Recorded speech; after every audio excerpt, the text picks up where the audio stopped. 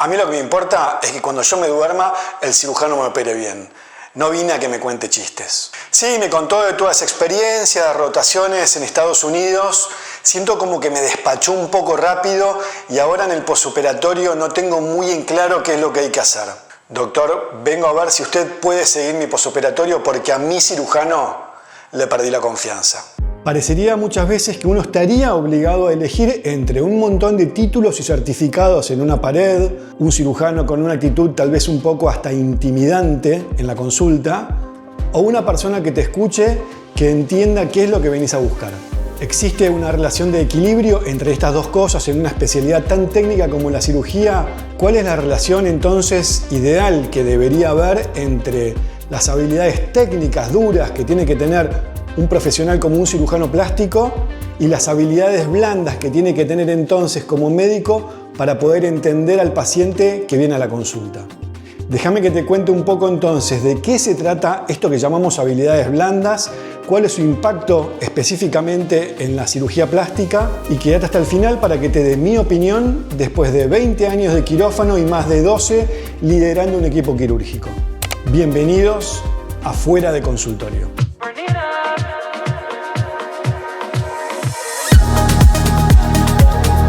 Para empezar tengo que decirte que, por supuesto, un especialista como un cirujano plástico justamente tiene que tener lo que llamamos habilidades duras, es decir, habilidades técnicas de quirófano lo mejor posible, impecables. ¿De qué se tratan estas habilidades blandas que vienen a complementar lo anterior?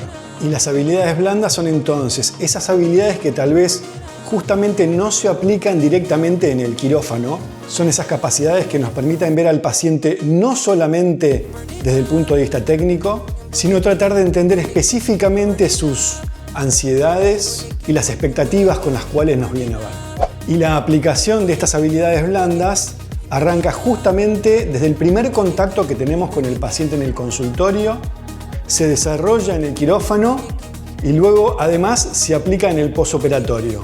Para que puedas llegar a entenderlo mejor, entonces te lo voy a dividir en esto, en preoperatorio, intra y posoperatorio. Hoy por hoy, cuando los pacientes vienen al consultorio, es muy raro que vengan sin ninguna información. En general vienen referidos por un círculo social donde uno tal vez ya lo conocen, por algún otro paciente que se operó y entonces tuvo una buena recomendación, o el paciente también ha buscado en redes sociales lo más posible. En general ya saben mucho de nosotros antes incluso de entrar al consultorio. Por eso la primera consulta, el primer contacto con el paciente, es muy importante porque además de ser donde se presenta técnicamente el caso, es el momento donde se ve si se genera esa relación médico-paciente tan particular que tiene que darse. Es decir, ese mecanismo de empatía que le permite al paciente entonces poder explicarse qué es lo que venía a buscar. Casi que el paciente entonces ve si lo que él imaginaba cumple con sus expectativas, la persona que está del otro lado, que sea capaz de entender lo que venía a buscar. Y del lado del cirujano es importante ¿por qué? Porque es ahí donde tiene que tener la habilidad de detectar si lo que el paciente viene a buscar es real o es una fantasía que no se va a poder cumplir. Una vez que se atraviesa este momento, viene algo que es muy importante, que es entonces la transmisión clara y bien precisa de información del cirujano al paciente.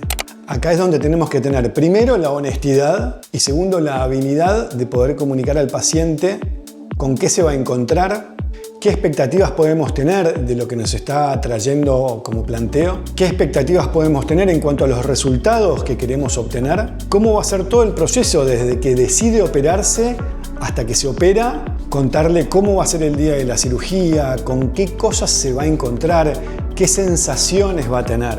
Explicarle claramente cómo va a ser su posoperatorio, sin falsas expectativas y tal vez contándole con las nuevas sensaciones que puede llegar a tener. Y lo más importante y fundamental, que es con qué eventualidades se podría llegar a encontrar en el posoperatorio. En mi experiencia, contarle claramente estas cosas que podrían llegar a ocurrir en el posoperatorio, más que asustar a los pacientes o hacerlos desistir de la idea de operarse, les da mucha tranquilidad. Y les da mucha tranquilidad no porque uno esté esperando que eso ocurra, sino porque ante la eventual posibilidad de que ocurra, hay un plan establecido para cada caso. En segundo lugar, están las habilidades blandas que tiene que desarrollar el cirujano dentro del mismo quirófano. La formación de un cirujano es una de las más rigurosas dentro del ámbito médico. Casi que durante su formación al cirujano se le explica y se le enseña que no puede tener errores. Creo que si bien desde el punto de vista teórico esto está bien y es a lo que a uno apunta, creo que uno también tiene que dimensionarse que uno se puede equivocar.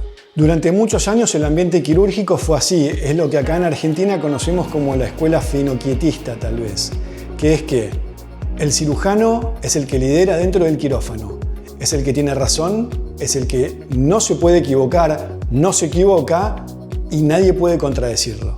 Según un análisis de la Joint Commission Internacional, que es una organización que se encarga justamente de analizar ciertas variables dentro de los centros de salud más importantes del mundo, encontró que entre un 46 y un 76% de los eventos quirúrgicos intraoperatorios se debían más que nada a una mala comunicación dentro del quirófano.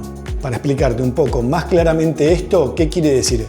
Que muchos de estos problemas intraoperatorios que ocurrían era porque nadie del equipo que estaba dentro del quirófano era capaz de decirle al cirujano que tal vez no estaba tomando la mejor decisión en ese momento.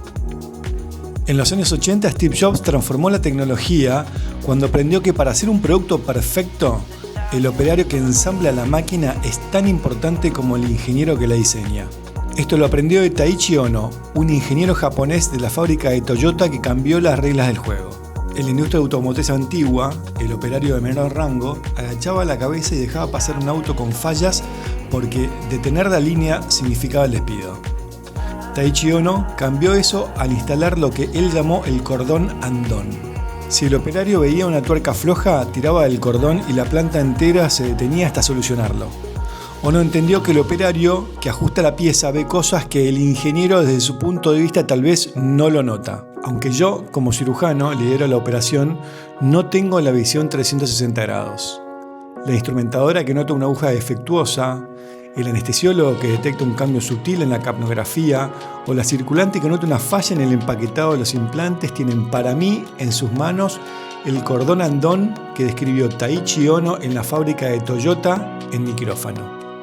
Y como cirujano puedo decirte entonces que esta formación que hemos tenido, que nos ha explicado y nos ha enseñado a fuego que no podemos equivocarnos, también la tenemos que combinar con una habilidad blanda personal que nos permita dimensionar que nos podemos equivocar y que en realidad estamos liderando un equipo y que dentro del equipo todos tienen sus roles y todos son importantes. Te podría decir que el paciente casi que detecta esto que te estoy diciendo apenas entra al quirófano. El cirujano debería ser entonces quien presenta a las diferentes personas que conforman su equipo y no es el único que tiene contacto con el paciente. Otro de los reaseguros que tenemos de hecho los cirujanos hoy en día es algo que se llama checklist. Y el checklist es una secuencia que te diría que se importó de lo que hacen los pilotos antes de arrancar un vuelo en un avión.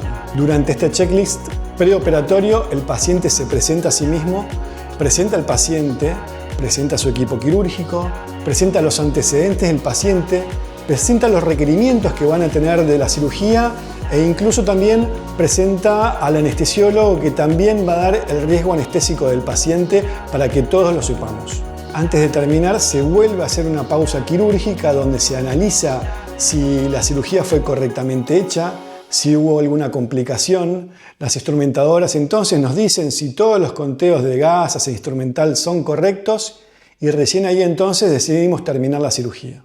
Y por último está el momento del posoperatorio, que es básicamente donde vamos a cosechar los frutos de toda esa información que le dimos al paciente en el preoperatorio. Acá es donde el paciente entonces va a encontrarse con todo eso que le explicamos previamente y donde es importante y donde incluso a nivel molecular tiene sus explicaciones. Está estudiado científicamente que los pacientes entonces que se encuentran con estas nuevas sensaciones en el posoperatorio que no fueron explicados previamente aumentan drásticamente sus niveles de cortisol. El aumento de cortisol y de norepinefrina en el posoperatorio está directamente ligado con un empeoramiento en los procesos de cicatrización. Este aumento de cortisol también hace que se disminuya la proliferación de unas células que llamamos linfocitos T y por otra parte las hace mucho menos sensibles a las interleuquinas 1. Todos estos datos que parecen hasta bastante técnicos y tal vez no se entiendan, en definitiva lo que hacen es disminuir y retrasar todos los procesos de reparación del cuerpo. Acá es donde entendemos entonces la importancia de toda esa información que se dio al paciente en el preoperatorio para que justamente su posoperatorio curse con menos ansiedad, menos estrés y menos cortisol. Que la relación, la confianza, la empatía y la fluidez que tiene que haber con el cirujano es fundamental como para que todo esto se conjugue. Y te dije que te deba dar mi opinión entonces después de 20 años de quirófano y de 12 años de liderar mi propio equipo quirúrgico. Y la conclusión que tengo para darte es bastante sencilla. Es que justamente no hay una dicotomía, no hay una cosa más importante que la otra. Es fundamental que los cirujanos seamos técnicamente lo mejor posible. Pero también es muy importante que podamos entender a los pacientes para poder acompañarlos y hacer que este proceso de posoperatorio sea lo mejor posible. Creo que un cirujano que sea técnicamente impecable, pero que no tenga habilidades blandas, es un cirujano tal vez incompleto, pero también un cirujano que no tenga bien desarrolladas sus habilidades técnicas y no sea consciente de eso, también puede volverse un cirujano peligroso. Un cirujano opera con sus manos, pero las manos tienen que estar guiadas sí a sí por dos cosas, por el cerebro y por el corazón. ¿Te habías puesto a pensar alguna vez de las habilidades blandas que tiene que tener un cirujano aparte de la habilidad técnica? Me interesa mucho leerte en los comentarios y te veo en la próxima charla fuera de consultorio.